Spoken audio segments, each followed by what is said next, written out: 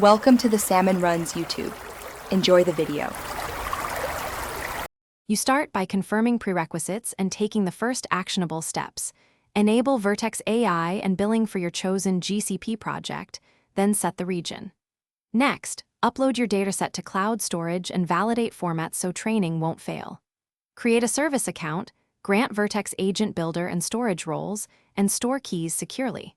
Once done, open the Vertex AI console and select Agent Builder. Make sure your service account is active. This gets you from 0 to ready to build quickly and securely. Now continue by building and configuring the agent. Pick a template that fits your use case, retrieval augmented for docs or conversational for chat, and choose a base model. Connect knowledge sources like cloud storage, BigQuery, or external APIs so the agent can fetch context. Then define prompts, tool integrations, and action handlers, tune temperature, token limits, and response length. Once connected, run a small test dataset to validate behavior and iterate on prompts, so the agent returns accurate, context-aware answers. Finish by testing, deploying, and preparing to troubleshoot.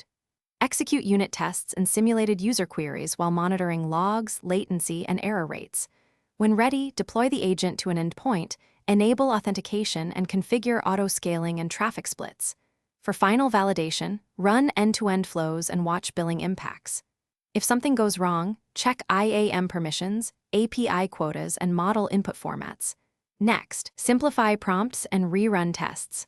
One key tip: inspect request logs for mismatch. Thanks for watching. Consider subscribing if we helped you.